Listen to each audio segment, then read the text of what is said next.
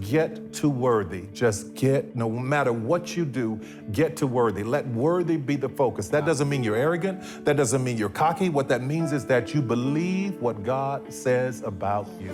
How do we start asking for something and not think that we're being selfish about something?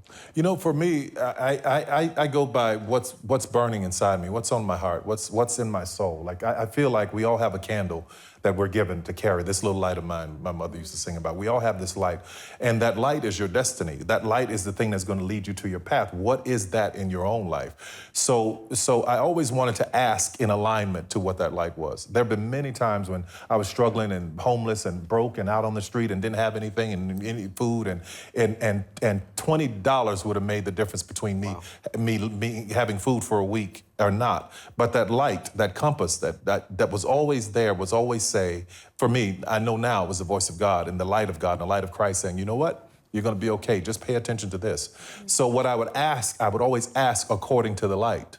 Wow. Does that make sense? Yeah. I would ask God to do things according to the way this light was shining, or whichever direction it was a light unto my feet. So whichever way it was leading me to, that is what I'd ask. And I write in the book about this, back in the day before there were flashlights on your cell phone, I would get up in the middle of the night. I didn't want to wake anybody up, so I'd use the light from the cell phone to walk through the house. So I've got this little bit of light, and I couldn't see in front of me, just far enough to walk 2 or 3 steps. And I think that's what walking by faith is sometimes, because walking by faith can be very uncomfortable. And when you're walking by faith and you're asking by faith, sometimes you don't have the whole picture. You just have this little bit of light, and you just have to keep moving forward. Your story about the light also made me think of a Sunday school teacher I heard said, one of the little students in the Sunday school class said, "Teacher, can we sing that cussing song?" And he goes, "No, we can't sing a cussing song." He goes, "No, that cussing song. What? Let's do the cussing song, you know?" He goes, "That little light of mine. No. Hide it under a bush? Hell no. I'm gonna let it shine."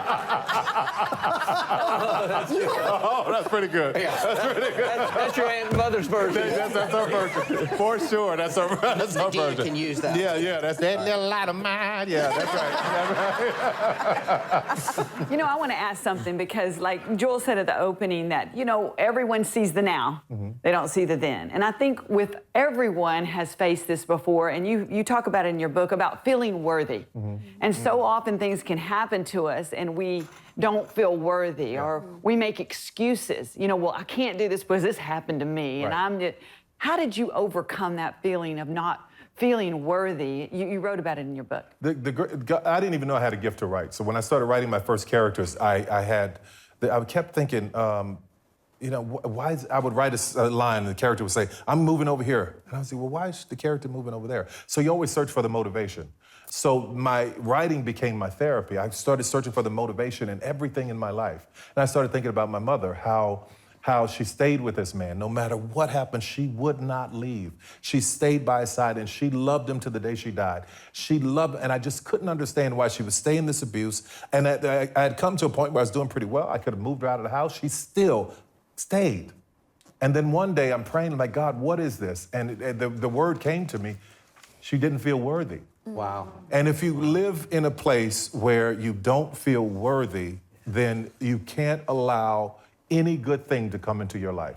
Every good thing, you find a way to self-sabotage it in the back of your mind. You may be saying, oh, yes, I want this for sure, I want this for sure. But that unworthiness, and that comes from what something mama said or daddy said or childhood or bullying or abuse. So you carry all of that into adulthood and you don't feel worthy.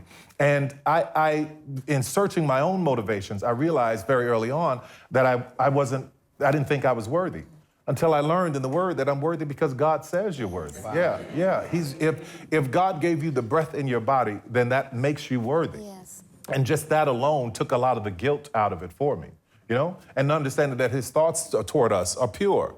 Yeah, and to give us a hope. You know, those things are very, very important. And I think that if more people could understand, that's why another reason I wanted to write the book is just get to worthy. Just get, no matter what you do, get to worthy. Let worthy be the focus. That doesn't mean you're arrogant. That doesn't mean you're cocky. What that means is that you believe what God says about you. What do you want somebody to walk away with after reading your book?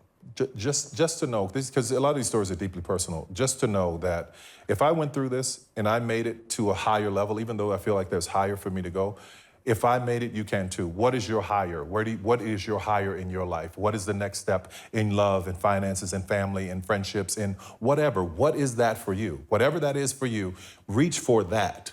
Pray for that, strive for that, fast for that, ask God for that. Don't stop pushing until you get to that. That's what I want people walking away with, that kind of encouragement. You know, we all have a recording playing in our mind. And some people don't realize the recording is wrong because they grew up with people that didn't teach them the right things. So it's I'm not attractive, I'm not talented, I can't do what they did, you know, and I'm not worthy. They're saying, until you change that recording, you'll never reach your destiny. You got to go back to plug it in. You are who God says you are, not who people say you are. And God says you're blessed, you're valuable. In Ephesians, He calls you a masterpiece.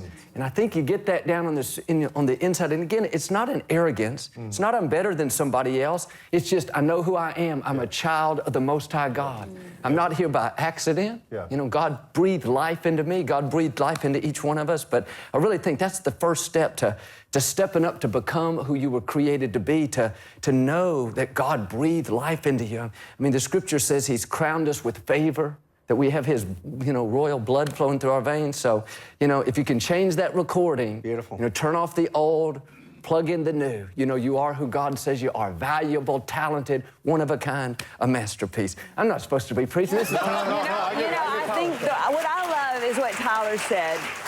That's good. I love what Tyler said. Examine the motivation behind it. Right. I think that can help a lot of people because when you're saying I'm not this and I'm not that, it becomes an excuse. Right.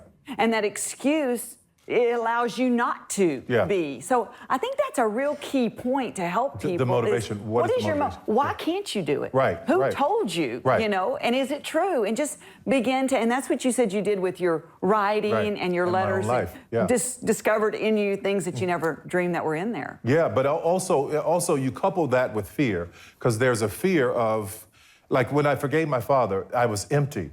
I remember yelling and screaming on the phone. I just had it out with him. I couldn't do it in person because I still felt like I was a 2-year-old in front of him. But we were on the phone and we were yelling and screaming. I was saying everything I wanted to say. And after I got off the phone, I forgave him. And I was left empty. The forgiveness will rip something out of you. I mean, it will rip it out of you like a weight, like 30, 40, 50 pounds out of you.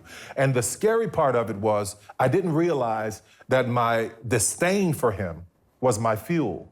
Wow. I was operating from a negative, dark place. That was my fuel for my motivation to succeed. I'll show you.